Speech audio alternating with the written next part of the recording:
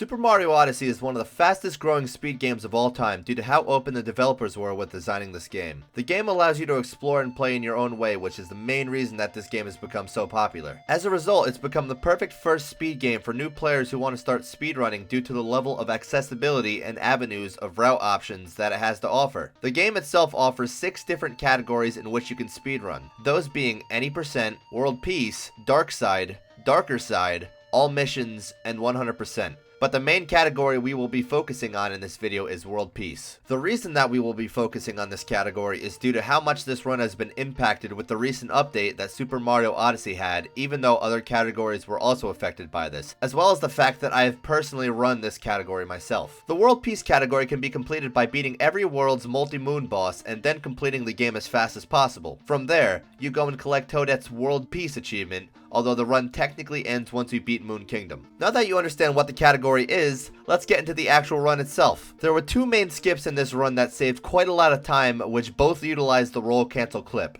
which is essentially a wall clip. The roll cancel clip can be performed by ground pounding, and then as you land your ground pound, you would hit X and then follow that up immediately by tapping both Y and B at the same time. The first main skip was in Sand Kingdom, where you could clip into the pyramid early, saving roughly from 1 to 2 minutes. And the second skip is in the Snow Kingdom, where you clip into Bound Bowl Grand Prix early, which also saves roughly 1 to 2 minutes. There were 2 different versions of Odyssey that players were able to even run on, those being versions 1.0 and versions 1.1. The difference between those 2 versions was that you could completely skip the first Power Moon in version 1.0, which saved roughly a minute. Version 1.1 patched this by having it so the boss cutscene doesn't actually load, making it so you have to get the first Power Moon. Funny enough, you were able to phase through the Golden Chain Chomp while the Mother Brutal still inflicts damage when being touched. You were able to perform the roll cancel on both versions of the game, so version difference really only made up about 1 minute, which is still relatively reasonable to beat. Then on February 22nd of 2018, version 1.2 was brought into the game,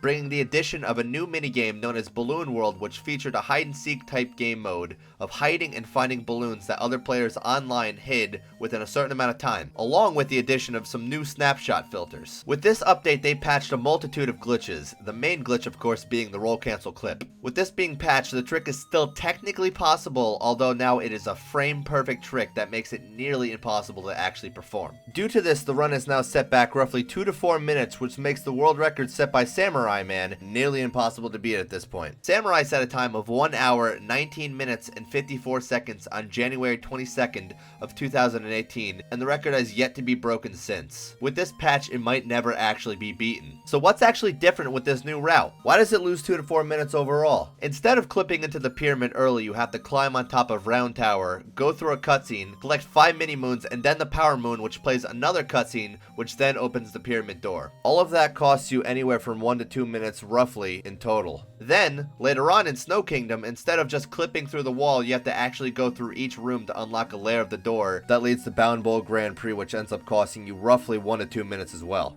With this information in mind, that makes it next to impossible to actually beat Samurai's record of 1 hour, 19 minutes, and 54 seconds, since there really is not that much time that could be made up within the run. So to actually beat this run, the movement would need to be heavily optimized, as well as utilizing the now frame-perfect roll cancel clip. Or you would need to run this on a version 1.0, which is nearly impossible to actually find. If we do end up seeing this record get beaten, it will most likely be due to Nintendo reversing this patch or new routing being discovered. I will say it's still technically possible to beat this record, but the challenge of beating it just became that much harder. Thanks for watching, guys. If you did enjoy this video, then please be sure to give it a like. If you'd like to see other ideas done on my channel, then please suggest them down below, and make sure to subscribe for more content in the future. I also want to give a big thanks to EZScape for helping me out with this video. If you guys do want to see more about Super Mario Odyssey and speedrunning, then let me know down below, because I can show you a lot more that I have not covered in this video. I'm also starting to take this channel a lot more seriously. I mean, I'm even rebranding it, so it's going to be its own thing. It's going to be pretty much a second main channel. So if you guys do want to see what's going to happen with this channel, please make sure you sub, because I have a lot of interesting ideas coming up. Anyway, I'll see you next time.